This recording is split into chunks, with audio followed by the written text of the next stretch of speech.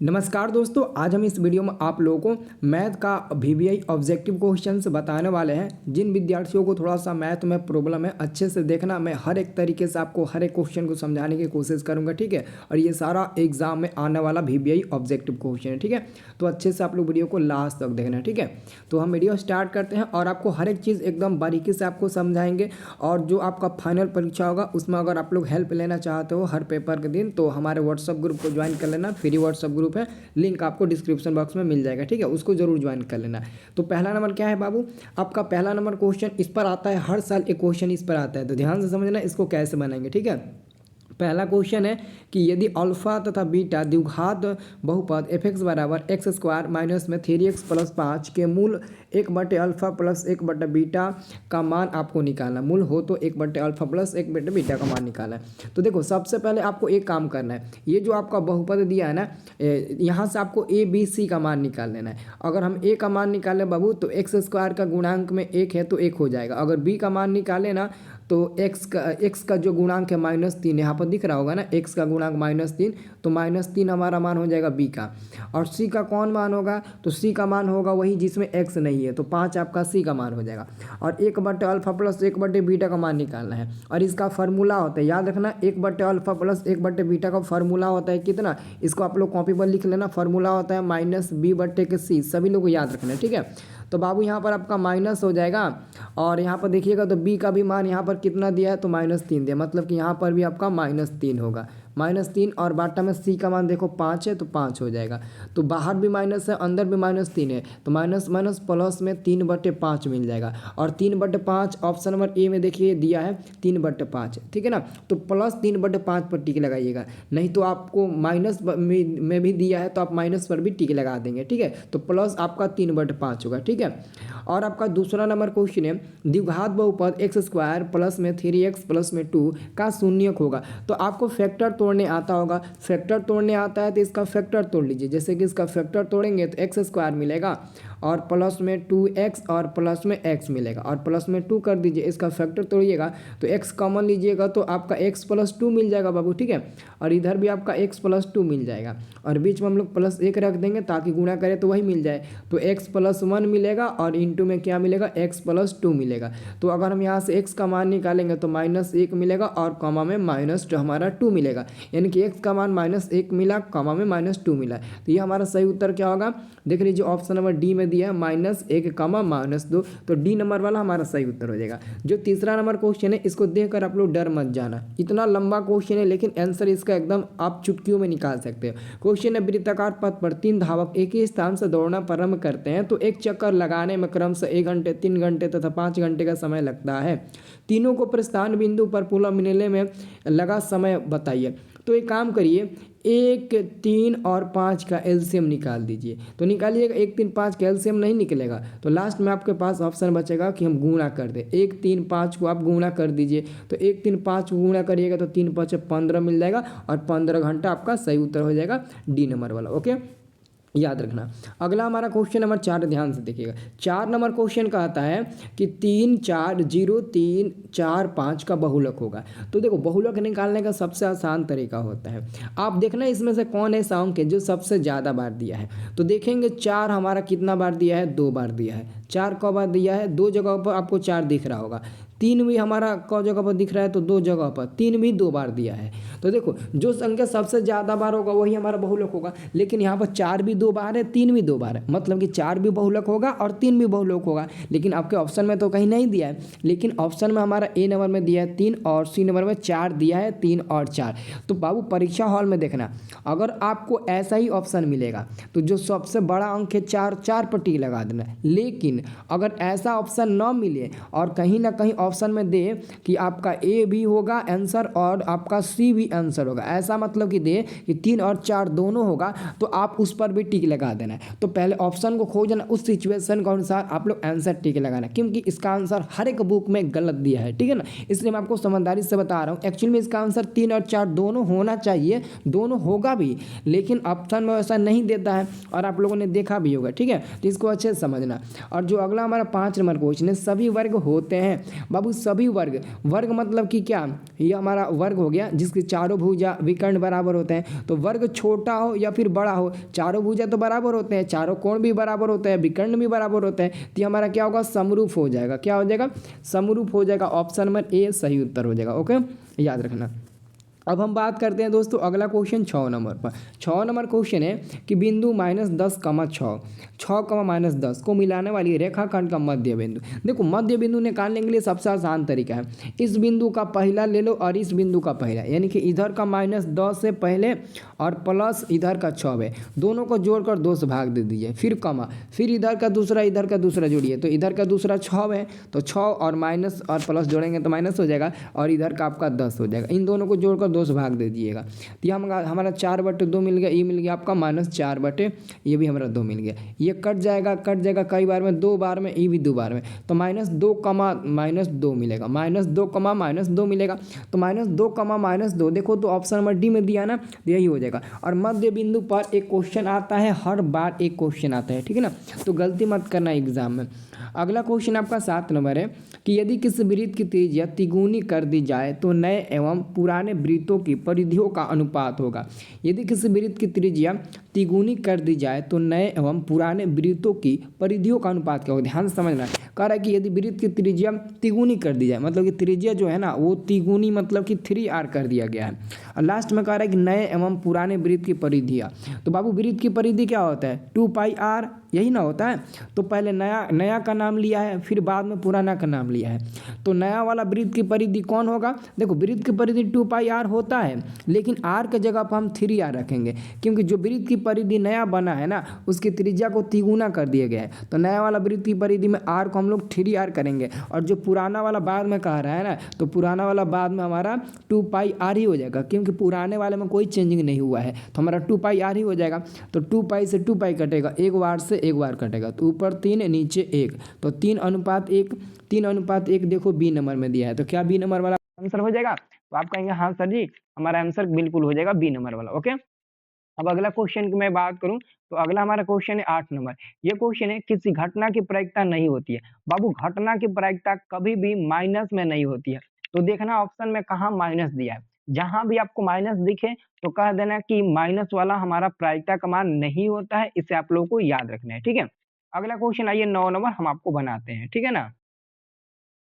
ये देखिए ये क्वेश्चन आपका कहता है 9 नंबर कि यदि √3 सेक थीटा बराबर 2 तो थीटा का मान क्या होगा। तो सबसे पहले आप वहाँ से अगर सेक थीटा बाहर निकालते हैं तो 2/√3 मिल जाता है। और आप सभी को पता है बाबू कि 2/√3 सेक के रूप में कितना का मान होता है। तो हम लोग जानते हैं बाबू कि cos 30 डिग्री का मान √3/2 होता है, तो सेक 30 का ही मान आपका क्या हो जाएगा, सेक 30 का ही मान आपका 2/√3 हो जाएगा। तो 2/√3 की जगह पर सेक 30 डिग्री लिख देंगे, ताकि सेक से सेक ही कट जाएगा और ये थीटा बराबर आपका 30 डिग्री मिल जाएगा। तो आंसर आपका मिल जाएगा बी नंबर वाला। क्या मिल जाएगा, आंसर आपका बी नंबर वाला मिल जाएगा। अगला क्वेश्चन आपका 10 नंबर। इस क्वेश्चन को हम बहुत ही आपको आसानी ट्रिक से आपको समझा देते हैं। 10 नंबर क्वेश्चन है सेक स्क्वायर ए बटा में 1 + कॉट स्क्वायर है। तो बाबू सेक स्क्वायर का फॉर्मूला होता है 1/कॉस स्क्वायर। क्या होता है, 1/कॉस स्क्वायर है। और नीचे वाला 1 + कॉट स्क्वायर है ना। तो देखो 1 + कॉट स्क्वायर का फार्मूला क्या होता है, कॉट स्क्वायर ए का फार्मूला होता है बाबू कॉसेक स्क्वायर ए। क्या होता है, कॉसेक स्क्वायर ए होता है। तो कॉसेक स्क्वायर यहाँ पर ए लिखेंगे, क्या लिखेंगे, कॉसेक स्क्वायर हम लोग ए लिखेंगे। और आपको पता है कि ऊपर 1/कॉस स्क्वायर ए है और नीचे बाबू कॉसेक स्क्वायर का फार्मूला होता है 1/साइन स्क्वायर ए। क्या होता है, 1/साइन स्क्वायर ए। अब साइन स्क्वायर ए जाकर 1 में गुणा हो जाएगा और 1 जाकर गुणा हो जाएगा कॉस में, तो ऊपर आपका बन जाएगा साइन स्क्वायर ए बन जाएगा और नीचे आपका कॉस स्क्वायर ए बन जाएगा। और sin/cos क्या होता है, tan होता है, तो स्क्वायर है तो tan स्क्वायर ए मिल जाएगा। देखिए ध्यान से डी नंबर में आपको दिया गया है, डी नंबर में दिया गया ना tan स्क्वायर है, तो आपका डी नंबर वाला सही उत्तर हो जाएगा। ओके, अब देखिए अगला क्वेश्चन इसका ये तो आपका क्वेश्चन हो गया बाबू, ये आपका क्वेश्चन हो गया ना 10 नंबर, 10 क्वेश्चन हो गया, ठीक है। अब देखिए अगला टॉपिक का आपको अगला क्वेश्चन बताते हैं, ध्यान से समझिएगा। इधर का पहला क्वेश्चन है कि बिंदु 2,3 एवं 4,1 के बीच की दूरी ज्ञात करना है। तो दूरी सूत्र का बाबू फार्मूला आप लोगों को याद होगा आसानी से। दूरी सूत्र का फार्मूला क्या होता है, x2 - x1 का दी होल स्क्वायर होता है ना। फिर प्लस में क्या होता है y2 माइनस क्या होता है बाबू, y2 - y1 का दी होल स्क्वायर होता है, ठीक है ना, होता है ना 1 का दी होल स्क्वायर, ये आपका फार्मूला होता है, ठीक है ना। तो हम क्या करेंगे, 4 में से 2 घटाएंगे तो आपका 2 मिलेगा, 2 का स्क्वायर 4 मिल जाएगा, प्लस इधर 1 में से 3 घटाएंगे तो -2 मिलेगा, -2 का भी स्क्वायर 4 मिल जाएगा। इन दोनों को जोड़ेंगे तो रूट में 8 मिलेगा, रूट 8 को बाहर निकालेंगे ना तो 2√2 मिल जाएगा, और 2√2 आपको ऑप्शन नंबर ए में मिल जाएगा। तो ऑप्शन नंबर ए आपका सही उत्तर हो जाएगा, ठीक है ना, याद रखना। अगला क्वेश्चन हमारा है दूसरा नंबर। ये क्वेश्चन है, किस बिंदु की वाई अक्ष से दूरी उस बिंदु का क्या कहलाती है। बाबू वाई अक्ष से कहेगा ना तो वाई को आप छोड़ दीजिएगा, आप एक्स में चले जाइएगा। अगर एक्स अक्ष कहेगा तो एक्स को छोड़ेंगे वाई में चले जाएंगे, लेकिन यहाँ पर वाई अक्ष कहा है तो वाई को छोड़ देंगे एक्स में चले जाएंगे। तो एक्स का कोई गो नाम होता है, 3 गो नाम होता है। एक्स को हम लोग भुज भी कहते हैं, और एक्स को हम लोग एक्स निर्देशांक भी कहते हैं, एक्स निर्देशांक भी हम लोग कहते हैं, ठीक है ना। और बहुत लोग क्या, हम लोग इसको एक और नाम देते हैं, एक्स नियामक इसका हम लोग नाम देते हैं। तो आप लोग देखिए ऑप्शन में इन तीनों में से कौन नाम दिया है, भुज दिया है, नहीं दिया है, क्या एक्स नियामक दिया है, नहीं दिया है, एक्स निर्देशांक दिया है, तो आप हाँ ऑप्शन नंबर बी में दिया है एक्स निर्देशांक, ये हमारा सही उत्तर हो जाएगा। ओके, इसे याद रखना। अब देखिए अगला आपका क्वेश्चन है तीसरा नंबर। ये क्वेश्चन है, 2 समरूप त्रिभुजों की भुजाएं 4 और 9 के अनुपात में है। देखो त्रिभुज की भुजा का अनुपात दिया है, ध्यान से समझना, भुजा का अनुपात दिया है, और लास्ट में आपको क्षेत्रफल का अनुपात पूछ रहा है। और आप सभी को पता है कि क्षेत्रफल हमेशा स्क्वायर के रूप में रहता है। तो बाबू आप 4 का स्क्वायर 16 कर दो और 9 का स्क्वायर क्या कर दो, 81 कर दो, आपका आंसर मिल गया। तो 16:81 आपका आंसर मिल गया। ऑप्शन नंबर क्या, तो सी नंबर, कोई गलती नहीं काटेगा। ओके, अगला हमारा क्वेश्चन है 4 नंबर कि √2 है। बाबू √2 एक अपरिमेय संख्या होता है, जो अगर संख्या रूट में है और उसका वर्गमूल नहीं निकलेगा, वो रूट से बाहर नहीं निकलेगा, तो अपरिमेय संख्या बनेगा। 5वां नंबर आपका क्वेश्चन है कि 2 परिमेय संख्याओं के बीच अधिकतम कितनी परिमेय संख्या हो सकती है। तो 2 परिमेय संख्याओं के बीच अधिकतम हम लोग अनंत परिमेय संख्या निकाल सकते हैं, अनंत यानी कि अनगिनत, ठीक है ना, याद रखना। आंसर आपका डी नंबर मिल जाएगा। अगला आपका क्वेश्चन है 6 नंबर। ये क्वेश्चन है कि कौन रेखीय बहुपद व्यंजक है, यानी कि रेखीय एक बहुपद व्यंजक जिसमें चर मान का घात ना, जिसमें चर मान का घात जो होगा, घात वो अगर 1 होगा ना तो वही हमारा होगा। तो ध्यान से देखिए, यहाँ पर घात 2 है, यहाँ पर 3 है, यहाँ पर भी 2 है, लेकिन ऑप्शन नंबर ए को देखिएगा ना तो x है और x का पावर 1 है, तो यही हमारा रेखीय बहुपद व्यंजक हो जाएगा, ठीक है, याद रखना। अगला हमारा तीसरा नहीं 7वां नंबर क्वेश्चन है कि अर्धगोले के संपूर्ण सतह का क्षेत्रफल।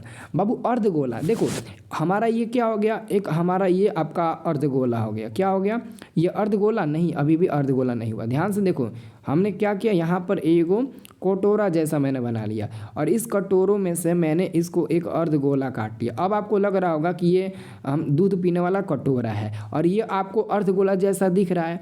तो बाबू नीचे वाला ये वाला जो हिस्सा है ना, ये हमको एक सर्किल के रूप में मिल रहा है, सर्किल यानी कि वृत्त के रूप में। तो वृत्त का क्षेत्रफल होता है πr², जबकि नीचे वाला जो ये वाला पार्ट है, ये हमारा अर्धगोला का काम करेगा, उसका क्षेत्रफल होता है आपका क्या होता है, 2πr² होता है। तो जब संपूर्ण पूछेगा ना, संपूर्ण, तो आप लोग इन दोनों को जोड़ देना, तो 3πr² मिल जाएगा। और आंसर में क्वेश्चन में वही पूछा है संपूर्ण क्षेत्रफल, तो 3πr² आंसर ए मिल जाएगा। अगर केवल पूछता कि अर्धगोले का क्षेत्रफल तो आप सी नंबर पर टिक लगाते, लेकिन अभी फिलहाल आप बी नंबर पर टिक लगाइए, ठीक है। अगला क्वेश्चन आपका है 44 नंबर कि 8 नंबर 44 मीटर वृत्त की परिधि वाले त्रिज्या है। तो बाबू वृत्त की परिधि 2πr होता है, और ये दिया है आपका 44। तो ये 2 से 44 22 बार में कट जाएगा।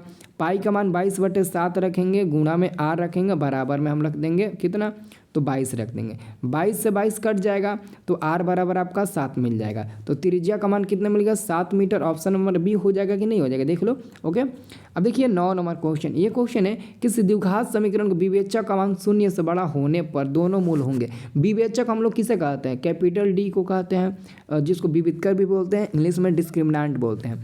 तो डी हमारा विवेचक है, तो कह रहा विवेचक मान 0 से बड़ा, यानी कि जो डी है ना वो 0 से 0 से बड़ा है। तो डी ग्रेटर देन 0, यानी कि डी का मान 0 से बड़ा होगा, तब मूल क्या होगा, तो मूलों का मूल वास्तविक और असमान होगा। तो यहाँ पर देखो वास्तविक और असमान दिया, ध्यान से देखिएगा। ऑप्शन नंबर हमारा ए नंबर सही उत्तर हो जाएगा, वास्तविक और असमान। वो असमान नहीं दिया है लेकिन भिन्न दिया है, क्योंकि भिन्न का ही मतलब होता है असमान। आप याद रखना, असमान भी दे देगा और इसके जगह पर भिन्न भी दे सकता है। तो भिन्न असमान का मतलब सेम होता है, कोई इसमें ज्यादा अंतर नहीं होता है। तो याद रखना, आपका आंसर मिल जाएगा ऑप्शन नंबर ए मिल जाएगा, वास्तविक और भिन्न होगा। ठीक है। और आपका जो बी नंबर है ना, ये कब होगा, जब कहेगा डी बराबर 0 तब होगा। और जब कहेगा डी लेस देन 0, उसके लिए क्या होगा, ऑप्शन नंबर आपका हो जाएगा सी नंबर, अवास्तविक, कोई हल नहीं होगा। ठीक है ना, तो याद रखना। और अगला आपका 10 नंबर क्वेश्चन है, 9 sec square theta minus 9 ten square theta बराबर है। तो बाबू दोनों में 9 है, तो ले लेंगे ना, तो अंदर आपका बचेगा सेक स्क्वायर थीटा और माइनस में बचेगा आपका क्या, तो टेन स्क्वायर थीटा, यही बचेगा ना। अब आपको पता है 9 इन सब का मान होता है एक फार्मूला से, तो 9 गुण 1 बराबर में क्या मिल जाएगा 9, हमारा आंसर मिल जाएगा बी नंबर वाला। ओके, क्या आंसर मिल जाएगा, बी नंबर वाला मिल जाएगा। ठीक है। तो आप लोगों ने इस वीडियो को देखा अभी तक, आप लोगों को थोड़ा सा भी तो मैथ में समझ में मतलब कि मैथ समझ में आ रहा होगा और थोड़ा सा भी समझ में आया होगा। देखो मैं आपको यही बताऊंगा, एक दिन में नहीं समझ में आएगा, मैं ऐसे आप लोगों को बहुत सारे वीडियो अपलोड कर दूंगा, आप सब वीडियो को एक एक करके देख लेना, आप बहुत अपने मैथ में परिवर्तन ला दोगे, ये मेरा वादा है। ठीक है ना। तो सब लोग एक एक लाइक कर दीजिए वीडियो को ना, और कमेंट करके बताइए क्या अगला वीडियो के लिए आप लोग इंतजार करोगे। बहुत ज़बरदस्त अगला वीडियो आपको मिलेगा, इससे भी ज़बरदस्त मिलेगा। ओके ठीक है। और ग्रुप ज्वाइन कर लेना आप लोग व्हाट्सअप वाला। ठीक है सब लोग।